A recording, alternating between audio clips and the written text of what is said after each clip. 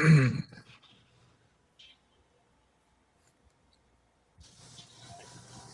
so boom. Welcome to this third episode of SKRILL'D Harkness. As you know, SKRILL'D Harkness is a platform used to, move conversation forward by bringing different people together and exploring perspectives through different discussion topics and questions. And today, today's discussion question is: should you follow your potential or your passion? And today, we're just gonna dive right into that. Get us started. We're gonna just introduce ourselves, what we do, and answer the first question: what's something you always been passionate about?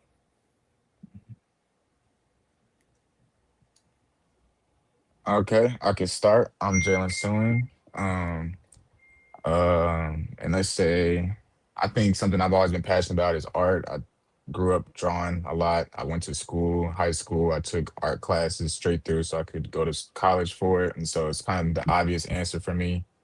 Um, so yeah, it's pretty simple. Art, drawing.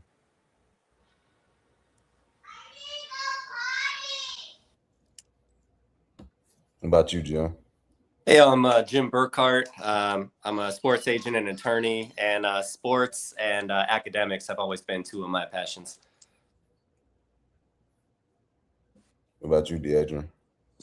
All right, my name's Deadrian. I'm a streamer, you know what I'm saying, do content and stuff like that. I would say passion, because I would say if you got potential, a lot of people around you stand For already. this one is like, what is your passion? You feel Oh, me? where's my passion? Like something that's always been easy for you, something that's always been your passion. I ain't gonna lie. I'd probably say making people laugh. Okay. Like just being comedic, I could say that. Yeah. Okay. Yeah, so for me, I say my passion has always been football. You feel me? I played at a young age. Um, but just given the current circumstance, I don't play football exactly right now. So that just pulls us into, the next question, and why I feel like this question is so cool and like important and like was necessary, because there's some people who have their passion took away from them, and so now, what can you really rely on? What can you lean on now? And so the second question is: should you follow your passion or your potential?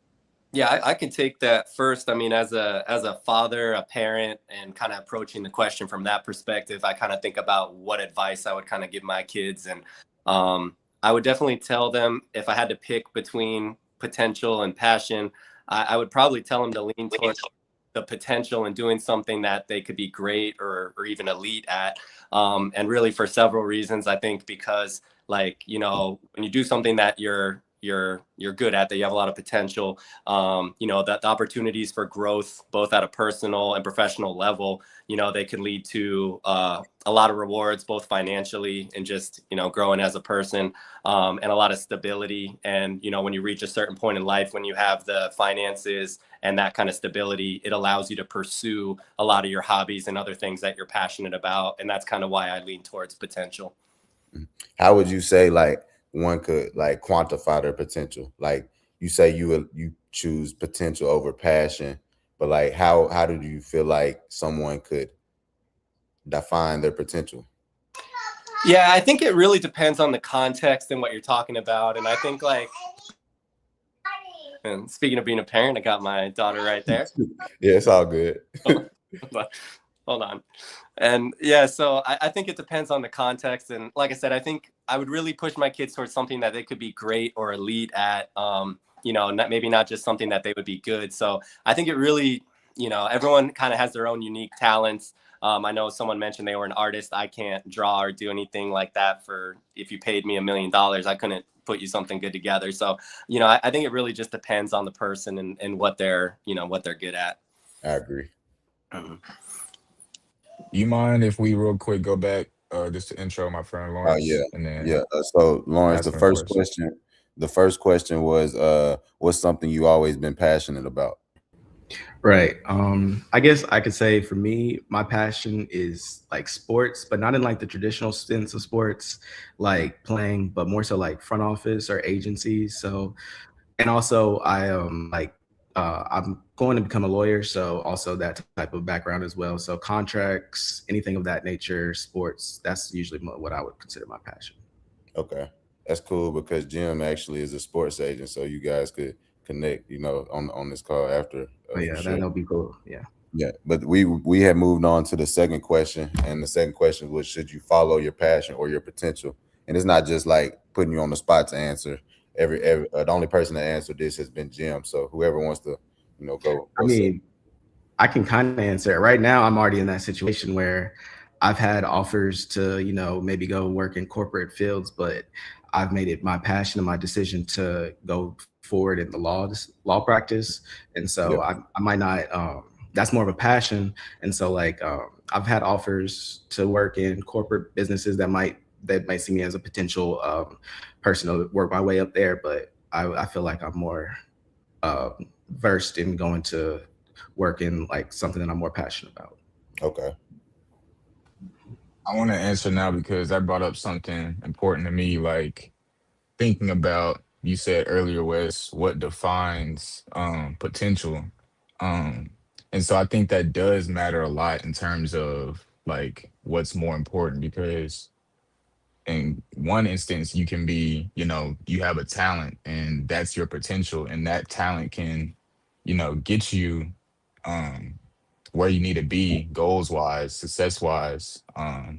But that could also be your passion because that's something that you love to do. It doesn't feel like work. So I feel like sometimes when like passions are taken away or like you can't exactly pursue it or it's not exactly the route that's making the most money, then yes, you should, like it's more of a harder decision because you have a split. But I guess at that stage, attacking your potential will allow you to do more for your passion. But if you're able to do both at the same time, I think that that's an important factor as well. That's how I yeah, think about it. And I think like too, if I was, you know, if my hand was broken or like God forbid something happened to my hand, I could never use it to draw again, then like my perspective would completely shift and I would have to, go for something that's trying to reach both areas, even though I can't but completely like fulfill that. So that's just how I'm thinking about it. okay. Hey Jim, you just got back. You missed Lawrence introduce himself. He said he's a young aspiring sports agent, contract stuff too. So you guys could most definitely connect for sure. But Yeah, I yeah, heard. Were you talking about law school also being an attorney? Yeah, that is one of my goals. Yes, All right. Yeah, hit me up, man. I will. Deadrian, you going? You got something? I really just agree with what Jim said about the being the passion part. That's really what I agree about. Honestly, I don't got a lot to say about that because like I was saying, if you passionate enough about it, I feel like you should just keep going with it no matter what's going on. Like no matter what obstacle in your way. Yeah, no, I agree. The only thing, like, I felt like I knew I was gonna be able to say this part like on it because like just like the question I asked Jim, I was like, how do you define passion? Like how does someone define passion?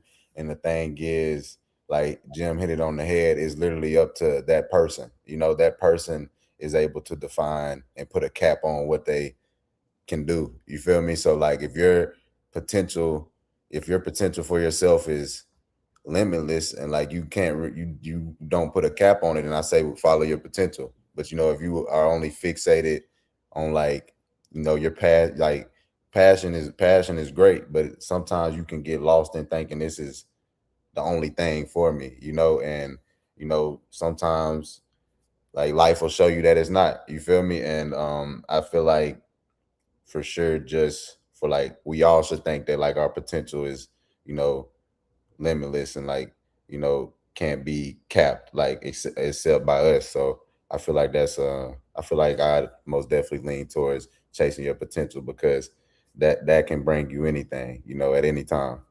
And so for the third question is, how much is your passion and potential related?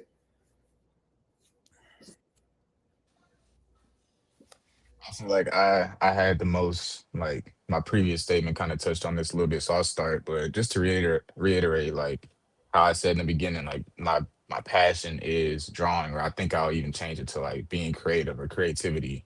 And Yeah. so if it overlaps, like how I said, is my goal is to achieve success, like for myself generationally. So if I can do that through my passion, then that's also my potential if that's what I'm best at. But at the same time, like I really love what you said about your potential is like limitless, because if you're so one track minded, you may not get to see all the other tracks, or another track can help you with the track that you had in mind, or just there's a bigger picture. And so Hmm. I see both sides to that, but I do think that it helps tremendously if you can have some type of overlap between the two. Hmm. Yeah, I think the most successful people see the overlap between the two because, to me, something you're passionate about is something that you would do regardless of if you were making a penny off of it or not, kind of thing. And just kind of thinking from an entrepreneur, standpoint, a lot of people are working 70, 80-hour weeks, for making nothing for years until they finally hit it big. And so if you're not really passionate about the business or whatever it is that you're creating, you would never know what your potential really could have been, because if you were only focused on your potential, I don't know if you would have spent all that time, all those late night hours grinding for little to no money, kind of thing. So I really think the most successful people have to kind of have that overlap of both the potential and the passion. Yep. What do you think, Lawrence? I definitely think your potential can lead you to getting to your passion, but also it depends on what your passion could be. Like sometimes your passion might not. It might be hard to work your way to get to where you're going to be, like to your passion, Hmm. like just like the normal route. So you might have to take different routes to get there. So you might have to work in a different organization or different type of business than what your passion is. So I think that there is an overlap, but the potential can lead to your passion, even if it's not all the way connected in the beginning. If you Okay. can kind of understand what I'm saying. Yeah. Honestly, for this one, I really have nothing to say. Like I really agree with everything all y'all said, but I see the different points y'all was making by saying that. Like how Lawrence was saying how he was talking about that, but then the way Jim was talking about it, like if you're passionate enough for do it, you know what I'm saying, even late nights, making little no money. I feel he's saying on that because like I feel like we all done been there before in that type of scenario. Yeah. Yeah. I agree. I agree for sure. For the last one, it's just like now it's like let's if you is imagine it's a road and one direction is going this way and one direction is going this way. If your passion and potential, what do you do if your passion and potential are going opposite ways? Which way do you choose? I'd probably say the passion. Just don't give up, honestly.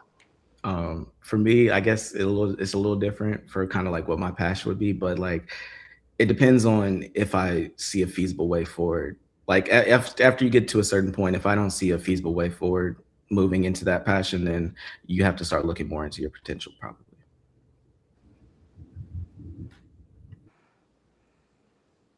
For me, honestly, it's like now that I'm in my mid 30s and I have a bit of a career behind me, I think my answer would be more passion, just because I've built up enough, I think, experience and a little bit of a financial cushion where I might be able to kind of pursue and go that passion route. Yeah. And also just kind of, I wouldn't want to be an older person and have a lot of regrets and think that I maybe should have gone for something. I kind of view it as maybe the pure passion route is the more risk taker, entrepreneur, ownership kind of mindset, and the potential might be a little more safe, but still, stable, lucrative employee kind of career. So I think that could be another kind of interesting way to sort of look at the two if you're trying to kind of separate it. But I mean, like you said, there's so much overlap between them as well that it really just kind of is how each person wants to look at it. Yeah. I like this question. My answer has changed over the years. So like when I first graduated college, my mindset was just like find a job so then you can support yourself. Like don't want to be a struggling artist, all these things. And so I found a job like luckily with this job market and I started teaching art. And so I had this overlap. But as I continued teaching, moving up my role, having to coach and spending all my days at the school, that kind of passion kind of turned into more of a potential option because it's keeping me afloat, but it's not exactly like giving me the amount of space and time to like go for it, like in terms of like the passion aspect. And so last year, I kind of decided that that was my last year doing that route, and so I think I made my decision like really to be like passion, like real in like real life. So my answer is obvious, it's passion. Okay. Well, yeah, those are all the questions I had for today's discussion. I appreciate y'all, hopping on and, participating. And, hopefully we can get y'all to be reoccurring guests, on the show for sure. So I appreciate y'all showing up. Thanks for the invite. Yep. Yep, thanks for having me. Appreciate it. Yes, I Good talk, appreciate good talk.